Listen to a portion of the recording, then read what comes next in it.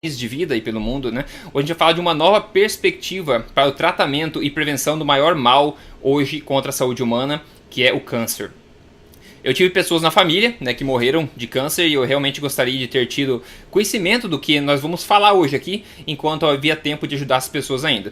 Eu peço que você compartilhe esse conteúdo com quem puder, realmente estamos falando em salvar milhões de vidas por aí pelo mundo, né? Aqui eu aproveito para, antes de a gente começar, para convidar quem ainda não é um membro VIP da Tribo Forte, para se tornar um e ter acesso ao portal e ao fórum de membros, onde você encontra informação privilegiada lá dentro e atual, postada diariamente sobre alimentação, saúde, exercício, qualidade de vida e bem-estar. Anote aí para entrar no site depois desse podcast, é o triboforte.com.br.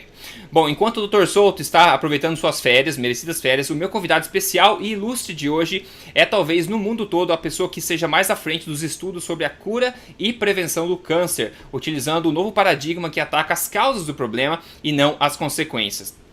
A pergunta principal aqui pode ser: câncer é só uma questão de azar genético ou chance ao acaso? Ou será que talvez nós estejamos causando esse problema através do nosso estilo de vida e hábitos alimentares? O meu convidado hoje é o professor Thomas Seyfried, do Boston College, e autor do livro Cancer as a Metabolic Disease. Ele acredita que câncer não é uma doença genética, mas sim uma doença metabólica, mitocondrial, e você vai entender mais sobre isso durante a nossa conversa aqui de hoje. Bom, nós vamos mudar agora para o inglês, né? Lembrando que você pode ver a transcrição completa em português no emagrecerdeves.com e a nossa conversa em vídeo com legendas também em português no canal oficial do Emagrecer de Vez no YouTube. Good afternoon, Professor. It's a great honor to have you here today. So how your day has been going so far? Well, thank you very much, Rodrigo. It's a real pleasure to be on your show and have the opportunity to discuss some of our ideas regarding the origin, prevention and management of cancer. Yeah, I think it's a very big subject, and I don't see quality information being spread in the world, let's say, but in Brazil even less. So it's a very good thing that we have in this chat today. Data from the American Cancer Society, right, show that more than 1,600 people die of cancer per day in the U.S. alone. Is that correct? Well, that's the numbers that they provide every year. They come out with their overall assessment of the cancer problem. And what I've done is catalog these numbers over the years. And in general, what's very interesting is the number of new cases has increased dramatically, almost astronomically, in the United States. And I think this is pretty much the same in most countries. Most countries, Western civilization countries, let's put it that way. And I think that's due in part to the better technologies for screening and identifying cancer. But also troubling, and even more troubling, is the continual increase in the the numbers of people dying per year.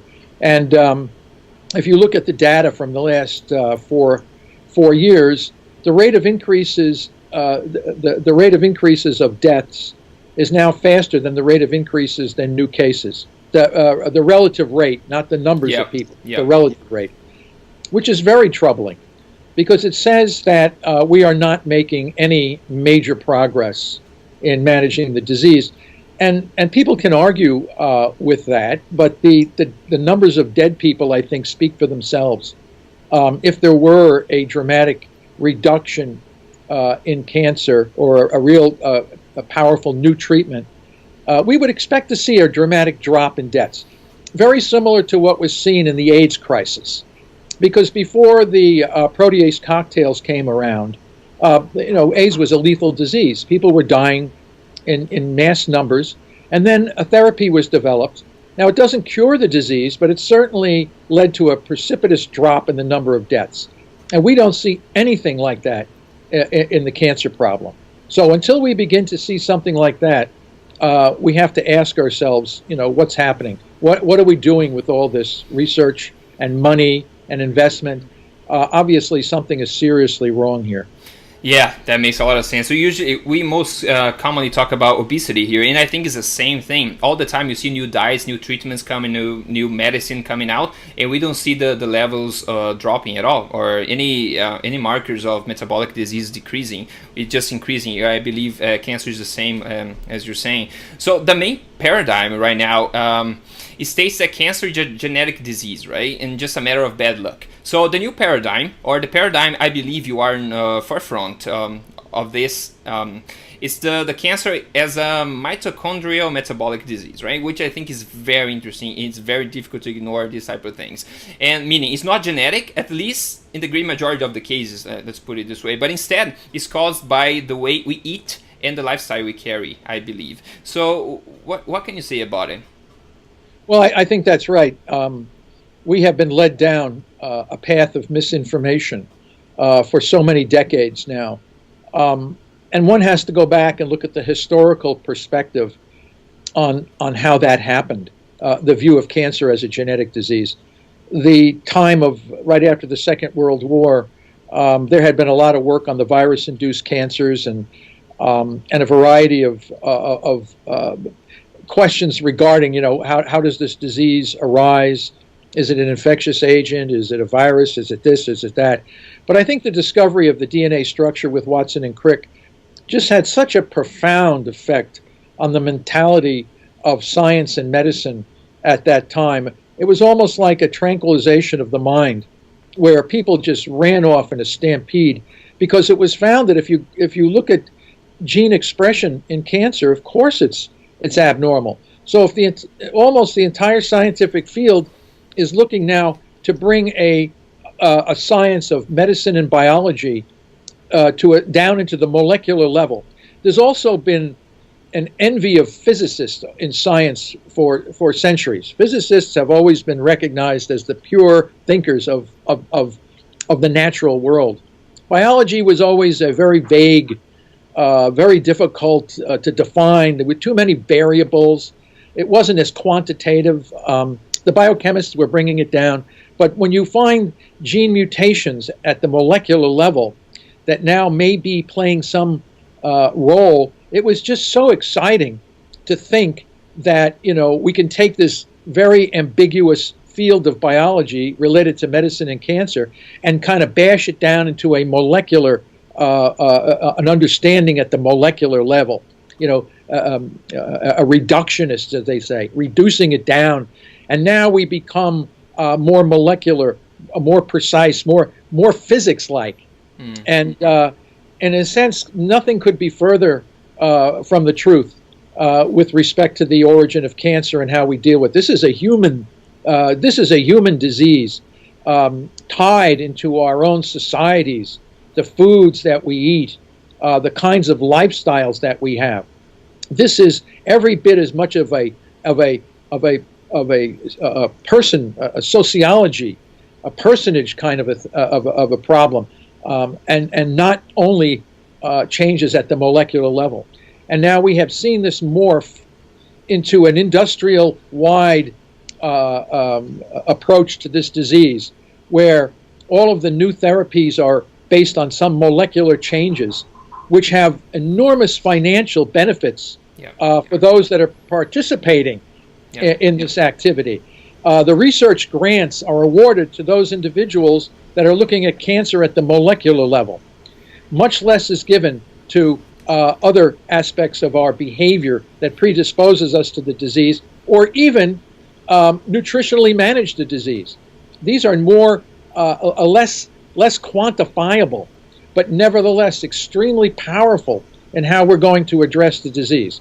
So we have a major issue here. It's that we have a massive misunderstanding of what the nature of this disease is. And it is not a nuclear genetic disease. It is a mitochondrial metabolic disease. And once this becomes more understood at the biochemical and molecular and physiological levels, only then will we begin to see a shift in the direction where eventually we will drop the numbers of dead people just as precipitously as was done for the AIDS epidemic. Yeah, it just seems that people just run around all these mutations and the mechanisms of all the mutations, and we all know that cancer have all kinds of mutations, right? But they also have something in common that all the cancer cells have, which is a problem in the way they work with glucose, right? They all can't respire properly. All the cells, the cancer cells, can't breathe properly. So their respiration mechanism is kind of broken. So they all ferment for energy because of that, right? And that happens in all the cancer cells. So that's something we know they have in common, right? So that gives you a little bit of a hint of what the cause is, right? Yes, that's very important, and that's a very clear idea of what the problem is. And every cell in the tumor is a different genetic entity, and they have hundreds and thousands of mutations, all different kinds. Driver, passengers, initiators, facilitators. They name all these different classes of mutations. But you're right, all the cells are fermenting. Now, how aggressive the tumor is is linked to how much it ferments.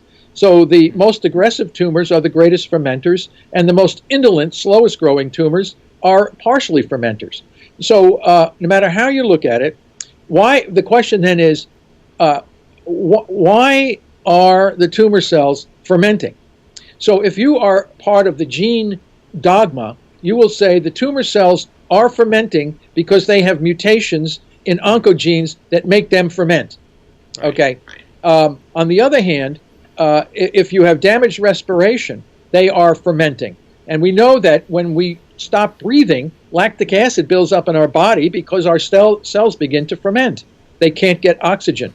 So they throw out lactic acid, just like the tumor cell. Now, the cancer cell is locked into this state of fermentation. So what kind of genetic changes would occur to lock in a cell in fermentation? And that is these oncogenes. So the oncogenes are essentially facilitators of the fermentation metabolism. But if you allow those cells to respire, the oncogenes turn off. So clearly the oncogenes are an effect. They're not the cause of the disease. They're facilitating the ability of that cell to stay alive because it can't respire effectively. And if it doesn't respire effectively, it either ferments or it dies. So these oncogenes are facilitating this locked-in metabolism. They're not the cause, because if you give them new respiration, the oncogenes turn off and they become normal again. So clearly they're responsive. They're not the cause, they're the effect. Yet this simple concept is almost impossible for the scientific field to understand. And they will find every kind of an exception based on a flawed experimental system to hold on to the idea that this is a genetic disease. So until that becomes changed, and where it's going to change is the lay people will make the change, not the top guys. They're locked into this. They're locked into the dogma, and it's very hard to break the dogma. So when I look at cancer as a mitochondrial metabolic disease with metabolic solutions, who would like the solutions? The cancer sufferers. The patients would like this. So the patients will put the pressure on the establishment to make the change, because the establishment's solution to this problem is a failed one. It's based on a flawed scientific concept. It's scary how similar it is to nutrition in general. You probably know that, of course. The dogma is just impossible to break, and I think it will take a generation to start changing. When the old guys start fading out, the new generation will not be able to ignore. And like you said, I think people, they're getting real results out of nutrition, or getting real results out of focusing on the cause of cancer that you're talking about. They're getting real results. So I think these people are going to create a demand for it, and people will not be able to ignore all of this. But for people that are new to this concept of cell fermentation, because I think this is key to everything, we talk about the field to cancer cells, right? So can you just explain to people that are new to it how a normal cell process energy and how a cancer cell process energy, so people understand better the differences? Well, I think the best way a good way to address that question is to think about the origin of life on the planet. There was a time on this